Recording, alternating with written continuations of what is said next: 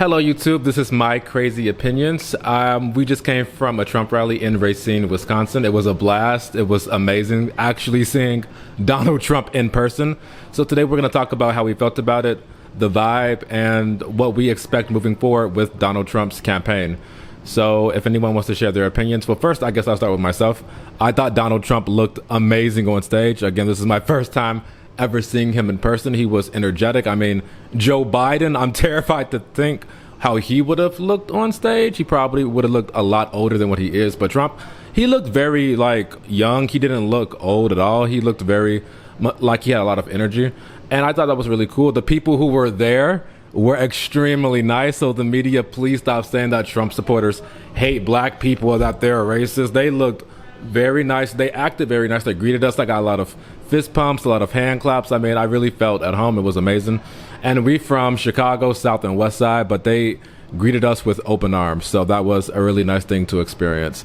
And it was really nice to see Trump talking about the same things he talks about, the fake news, the economy, the migrant crisis. These are things that are very important to not only the black community, but all communities in America. And actually seeing that in person, him coming down saying, I want to win your vote. I care about you. He said, we, a lot, the pronoun we. This is about us, we.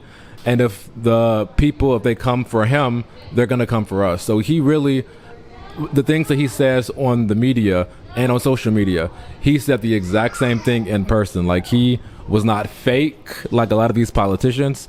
He was a very real and genuine person. So with that being said, that was my kind of takeaway. I look forward to going to more Trump rallies in the future. I wish he could have spoke even longer than what he did.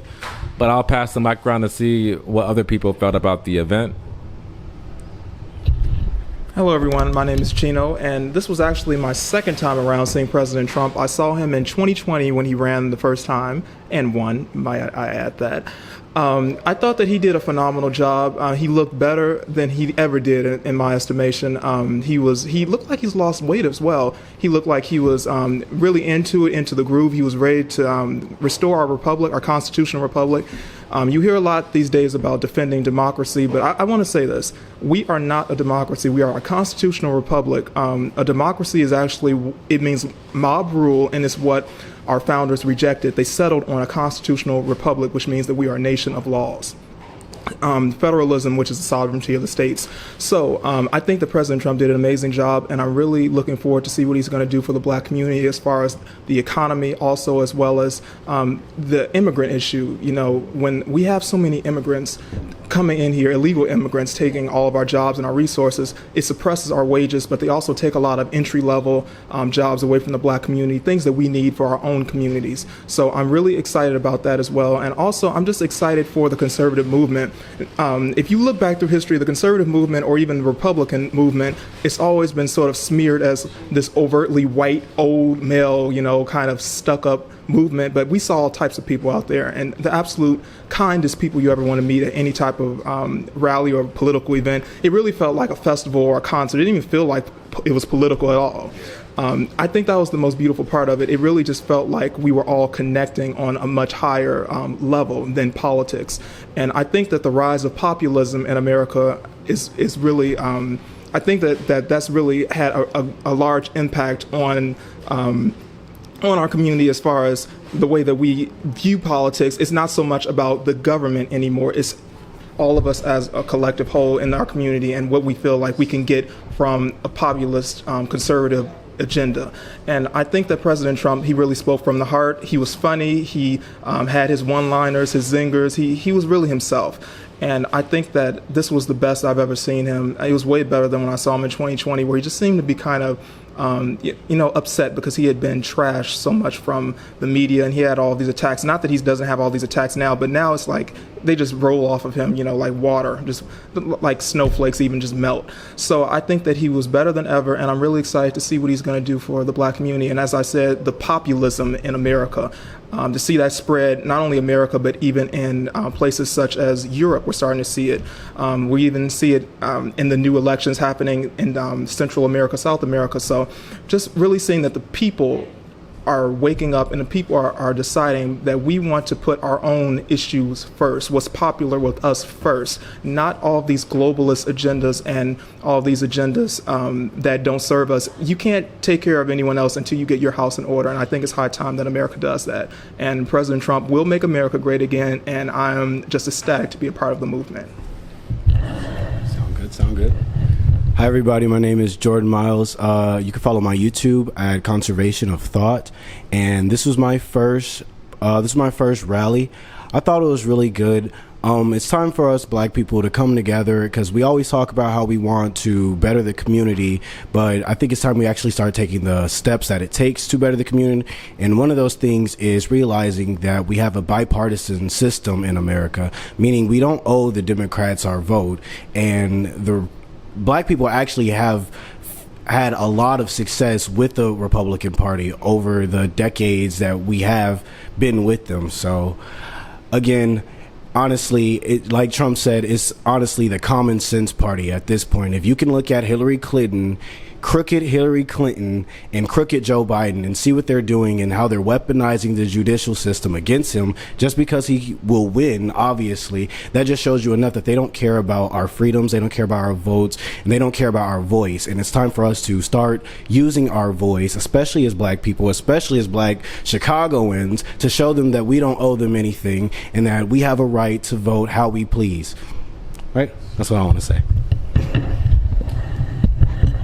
How's it going, everybody? My name is Bashan, aka the Chicago Conservative, and man, my experience, this is my first Trump rally, and I feel like it was amazing, man. Trump was hitting on every single talking point that all Americans wanted to hear when it comes to immigration, when it comes to all the indoctrination to our children, even when it comes to gas prices, guys. Trump spoke about it all. He had great energy. He was up there dancing. There was no I know there's a lot of stigma when it comes to these Trump rallies, saying that people are racist and this, that, and third. But I mean, I can speak for myself. I'm pretty sure they can speak for themselves. We have gotten none of that at this rally. These people were great. These people were intelligent. They know how to have a great conversation. And me personally, guys, this is the right party to be at, because if we look at the Democrats, these people are terrible. If you just look at the country 4 years ago and you look at the country right now, dude, it's terrible. There is no comparison to what Trump was doing during his presidency and what Joe Biden is doing with his presidency right now currently. There is no comparison. You have illegals legit flooding our country every single day. I believe we're at almost 13 million immigrants. Inflation, I'm just now learning, is almost at 40%, maybe even higher. And it's like, the United States cannot keep affording things like this. We can't keep affording, funding all of these countries like Ukraine and Israel and Gaza, which Joe Biden is funding both sides of the war. Doesn't really make sense to us, but hey, just gonna keep that to myself. And you guys gotta realize that it didn't even start with Joe Biden. The Democrats have been doing this for years, guys, since the 1800s to be exact. They were against the 13th, 14th, and 15th Amendment when it comes to African Americans. So they basically fought against our freedom, guys. These are the Democrats we're talking about here, not the Republicans. Abraham Lincoln, he freed African Americans from slavery, abolished slavery. He was a Republican, got killed. Thank you. And he got killed by John Wilkes Booth, who was a Democrat, guys. So we have to know what we are putting ourselves in nowadays. We have to know who we're voting for. And if we keep voting for the same thing, just like what LBJ said, we're going to have these N-words voting Democrat for over 200 years. Now, if we prove this man right, we are screwed as a people. We're screwed as a country. And I think that it's time for us to take our country back. And I think Trump is the right choice for that. Hello, everybody. My name is Dennis. I'm a Second Amendment advocate, and this is my second time going to the Trump meeting. It was peaceful. When we got off that bus, they shook our hand. They was happy to see us with the Chicago Trump, Chicago Red signs and stuff, and it was a unity among that. But I wanted to say something to the liberals, and I'm gonna put you guys on notice now. B.L.M. and Antifa, I hope you understand what I'm going to say to you. You did a lot of damage in 2020 because of a fentanyl user. There you go. You did a lot of confusion by burning black business, destroying black business, terrifying black people, killing black people. And this is an official note to you all. After November 5th, don't do it. No. Don't do it.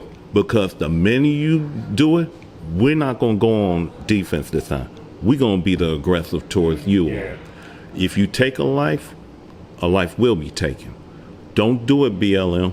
Don't do it, Antifa, because the next time it ain't going to be Black Lives Matter.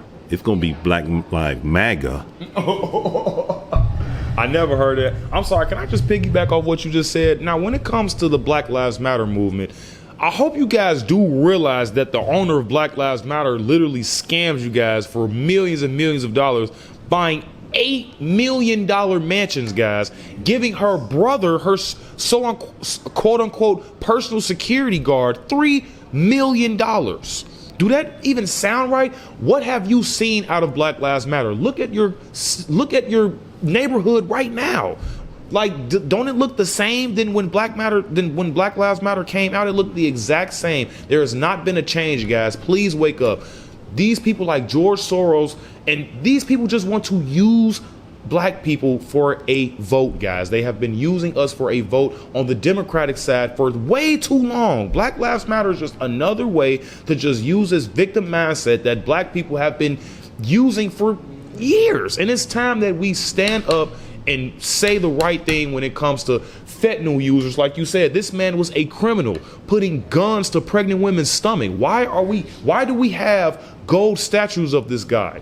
This guy wasn't a martyr. This guy was a criminal. But hey, if you guys want to support this, if you guys want to support people that don't put this money back into the black communities, people that will basically sell you out, then hey, by all means, keep making those same decisions, guys.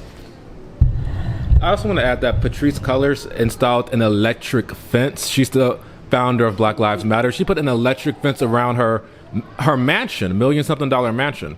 And she is one of the only black people to live in her community. So how come she doesn't want to live around her own people? How come you don't want to live around in the hood, on the south side, the west side? Patrisse, I got a room. You can shack up with me and my folks on the south side of Chicago, but she don't want to live on the south side. She don't want to live in the gutter. She don't want to live in the ghetto. She want to live in a nice, clean areas with very low crime. So it's a movement filled with hypocrisy. The Trump people, the January 6th people want to make a big deal about a few people, being upset that Trump lost in 2020. But the Black Lives Matter riots 4 years ago cost thousands upon thousands of dollars in property damage. A police officer killed. People in the streets being beat up and intimidated. If you don't say Black Lives Matter and raise your fist, we're going to do something to you. They said they would do something to innocent civilians. So in America, it's nothing but insanity. People will get mad at us and say, oh, you're black. How come you can't, how come you don't support Black Lives Matter? How come you do? How come y'all falling for the okie doke and getting scammed? Because where I'm from, we don't fall for the okie doke. We don't get got. But maybe some people like getting got. I don't know. That's your business, not mine. And I just want to add how the media, because I had a really good time at the rally. That was my first rally. And I honestly was pretty surprised. Like the guy said, it felt like a music festival. Everybody was waving at us. We came in like VIPs, Blacks for Trumps, and we skipped the line and everybody was waving at us, giving us, all the thumbs up. And I want to say, when it comes to the media, we're sick of seeing triangles and you telling us that they're squares. We're sick of you guys lying to us as people and telling us that it's something that's completely not. Like Trump said, we have to swamp them in November. It has to be so big that too big to rig. Exactly, because we know he won in 2020. It's not a question about it. The idea that you would need the idea that a voter ID will make you racist is crazy. And that's just another one of those media manipulations that the globalist elites have taught us and all the woke Democrats to believe. Like, that makes any sense. How can you vote in the country if you don't identify yourself before you vote for the person you're going to vote for in the country? And that's the big game plan. I feel like they're just trying to flood the borders with as many illegal people as they can. They don't care about the crime that happens. They don't care about the lives that's lost. They don't care about the drugs that come across, as long as they can get their vote crossed just to push their globalist agenda.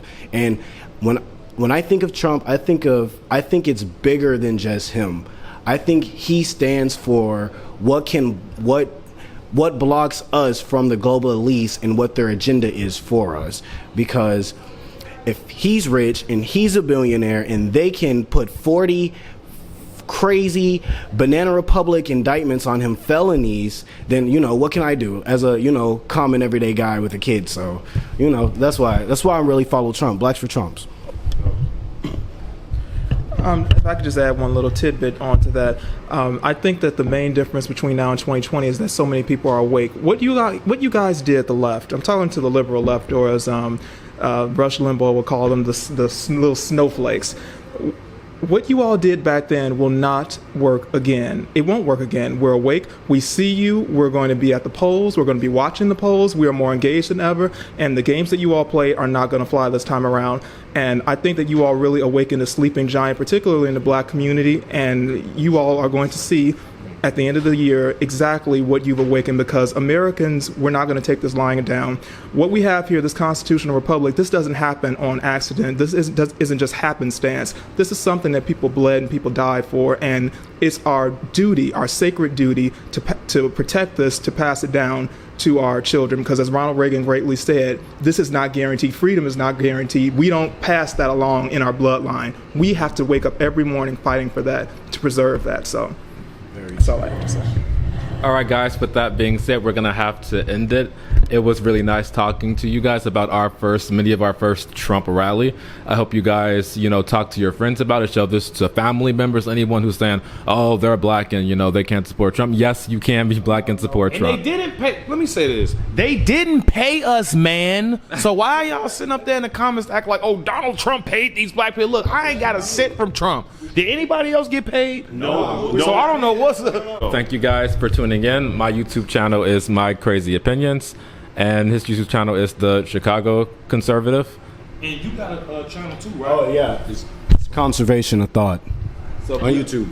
So please follow our YouTube channels, and you'll see more of us talking about our opinions and the crazy America we live in under Joe Biden. So Thank you. And I just want to add one more thing, guys. If Chino runs again, y'all better vote for this guy, man, all right? That's all I'm saying, man. He going to do a real good job. One more thing. Joe, don't poop on yourself again.